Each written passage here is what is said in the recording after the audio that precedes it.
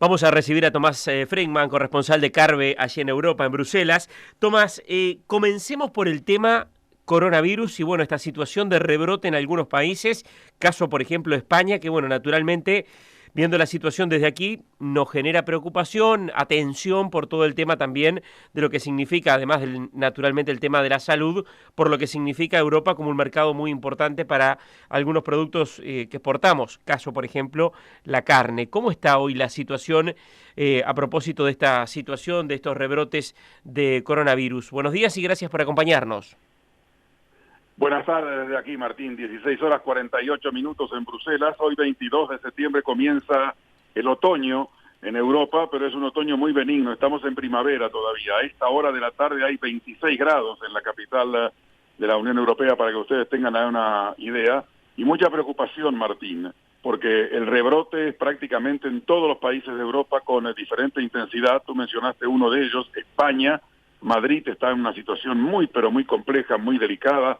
El gobierno español y el gobierno de la capital española hicieron un acuerdo en el día de ayer, a pesar de ser de partidos diferentes, Partido Socialista, el gobierno, Partido Popular, la alcaldesa de Madrid, pero el sistema sanitario español está al borde del colapso otra vez, los hospitales no dan abasto y no hay una explicación clara de por qué este rebrote, que en parte se debe a que Europa iba volviendo lentamente a la normalidad y bueno, el virus sigue funcionando en forma muy intensa. Los estudios señalan que una gran cantidad de contagios se han dado en bares y en restaurantes. Por lo tanto, está pensando Europa qué hacer con este sector tan castigado, pero si allí se registran la mayor cantidad de casos, habrá que ver de qué manera se van a adoptar medidas para mitigar esto. Francia, París, la capital de Francia, más de 10, 12 millones de personas, es una zona roja en Europa, muy compleja, muy complicada la situación también por los mismos motivos. Más de 100 escuelas cerradas con niños contagiados en Francia. Austria, país también con complicaciones, con situación compleja, con situación difícil. Italia está un poco mejor, pero en algunas zonas hay una situación de rebrote. Alemania, un país que había sido un ejemplo en materia de conducta sobre el coronavirus también. En toda esta última semana en Europa se registraron miles y miles de casos, cientos y cientos de muertos en todos los países, y como te imaginarás, Martín, la gente está muy preocupada, muy asustada. Primero por el tema sanitario, por el tema de salud. Segundo porque Europa no arranca, la economía está prácticamente paralizada. Europa tiene aproximadamente hoy unos 30, 35 millones de personas que están desocupadas, y otras 30 millones de personas que están en seguro de paro.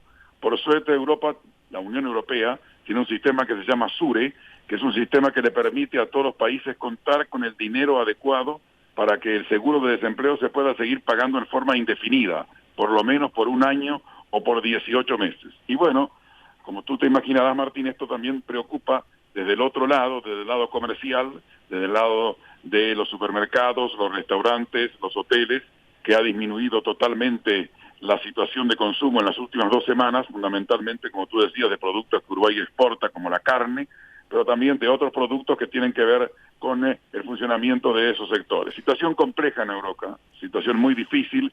Europa está empezando a poner en práctica su gran plan de recuperación de 750.000 millones de euros, que va a estar en marcha a fin de año, comienzo del año próximo, pero la maquinaria productiva europea no arranca, y este rebrote preocupa y preocupa mucho, Martín. Claro.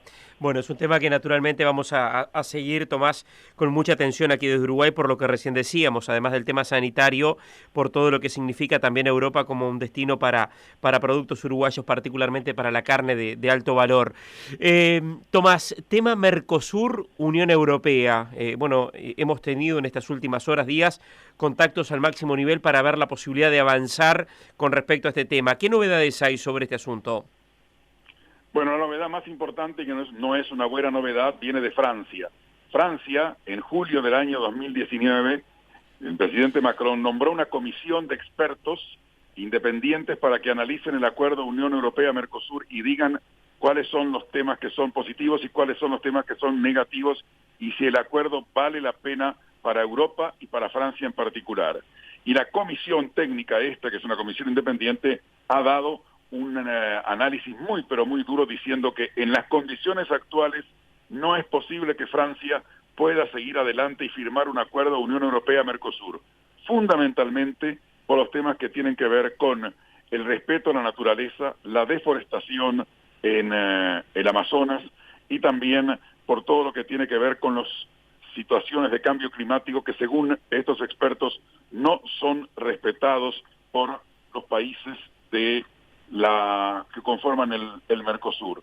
Y el grupo de estudio, además, Martín, dice, por ejemplo, que el acuerdo Unión Europea-Mercosur implicaría la deforestación de 700.000 hectáreas en el Mercosur en los 6 años próximos tras su aplicación, ya que dice el informe, para abastecer el aumento de hasta un 4% de carne bovina desde el Mercosur destinada a Europa, se precisarían zonas de pastoreo extra en el Mercosur, la mayoría de las cuales estarían en Brasil y en Paraguay, y la deforestación sería muy, pero muy grande.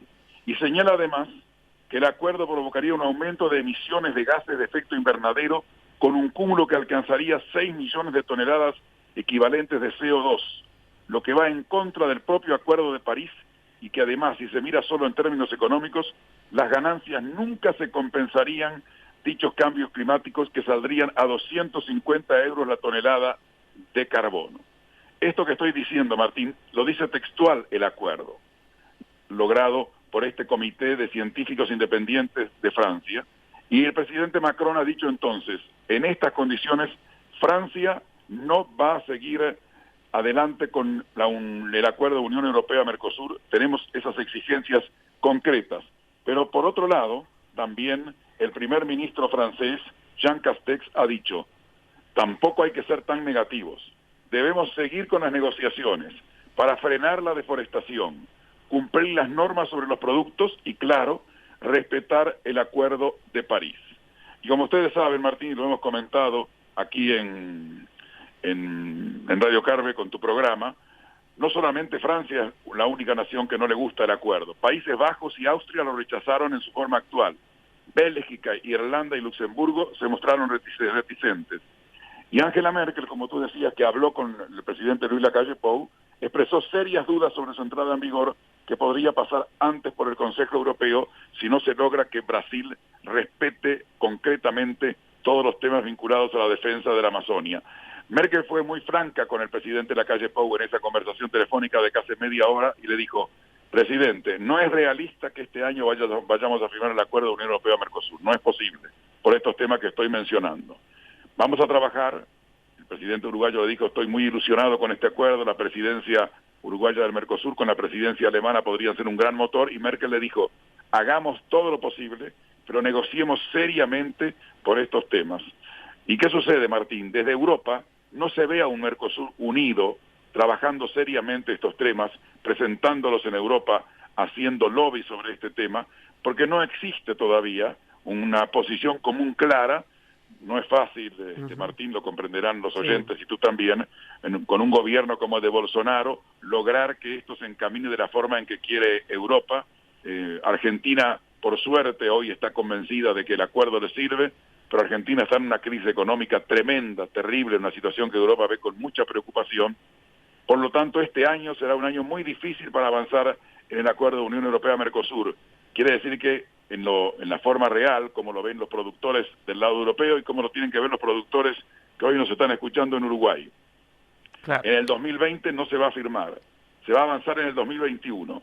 Si existiera la posibilidad de que las negociaciones vayan adelante, este acuerdo, con mucha suerte, podría entrar en vigencia en el 2022, porque después de todo el proceso, Martín, hay que lograr que los parlamentos del Mercosur, los 4 parlamentos, lo aprueben, que el Parlamento Europeo lo apruebe y los 27 parlamentos de la Unión Europea también.